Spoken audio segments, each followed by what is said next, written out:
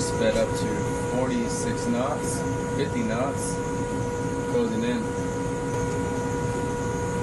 Oh, actually 38 knots. Holy shit, going fast. UFOs are real, America. Every day it feels like we get another video of an unidentified flying object zipping across the sky. So why does it seem like the U.S. military is more concerned with pushing the woke agenda than the very real threat of aliens? Maybe the aliens have red-white fragility.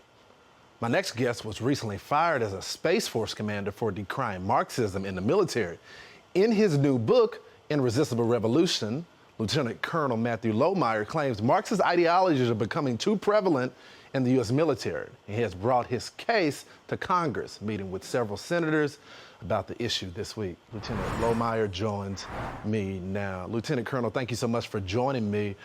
What is your big beef with the military of today? Can you explain the type of Marxism that is being taught in the military?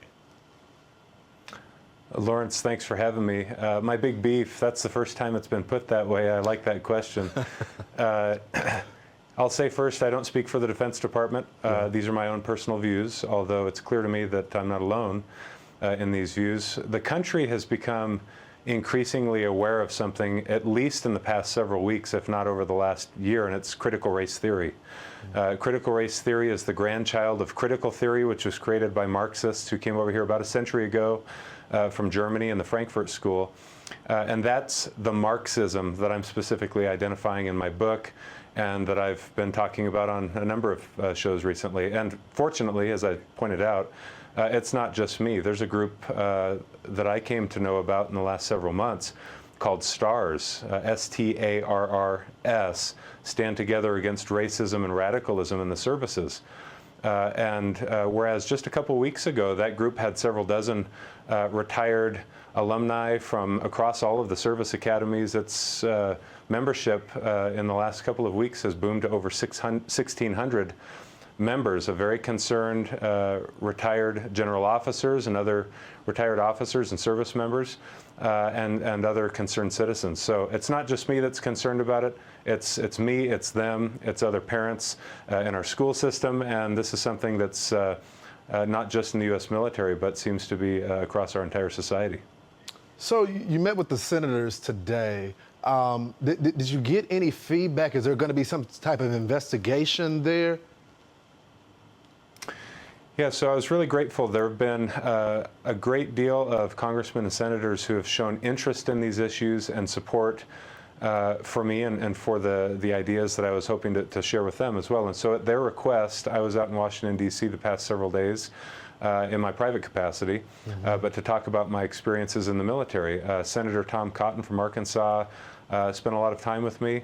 And my attorney, Senator Ted Cruz, also met with me, and Congressman Mike Waltz, former Green Beret, and a number of HASC and HAC-D staffers whose congressmen and congresswomen recently wrote a letter in my support requesting my reinstatement. A great deal of congressmen and congresswomen have shown support for this and great concern over what it is that they've been hearing from me, but not just from me, but from others now across the services. They've lent a tremendous amount of support. They're looking into this. They're gathering documents at the moment, trying to understand exactly what the problem is. And I think that the picture is becoming clearer and clearer to them. And I won't pretend to know what it is they'll do with that information, but I know that they're very concerned. Yeah, we're going to keep following that. But now the real questions, Lieutenant Colonel. Now, you're part of the Space Force. Where are these UFOs? Do they exist? Are they real? What can you tell us? Because that's what we really want to know. Hey, that's a fun question. I was on Tucker several days ago. He asked me the same question. He was hoping for a really juicy Space Force story that I might have for him, and I told him, look, if I knew something related to my job about that, I probably wouldn't tell you. But I had my own experience in high school in the mountains of Tucson, and in fact saw something that I can only describe as a UFO, and I wasn't alone. There was someone else with me late at night when we saw it. And it was a very unique experience. I can't describe it. You can go listen to what I said on Tucker about it. But clearly they're real, whatever they are, whether, you know, and there's a lot of people speculating about what that is, and I won't. But yeah, that's something worth looking into. So should we be concerned as Americans? I mean, I don't want you to violate your position, but hell, I think this may unify us if we realize that the aliens, they're going to come for all of us. They don't care what shade of color we are. Well, there are many issues that we have an opportunity to unify around. One of the things, in fact, going back to the topic we initially brought up, which is critical race theory, it's my contention that Marxist ideology is not a partisan political issue.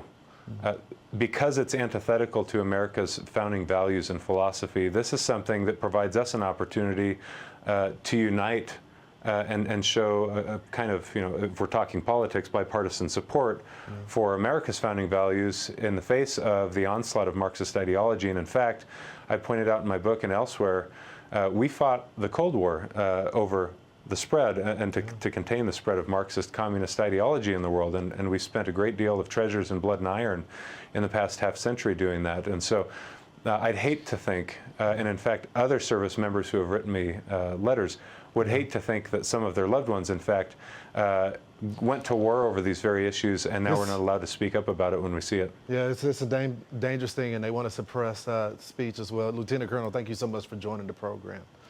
Hey, happy to be here with you. Thanks, Lawrence. Thanks.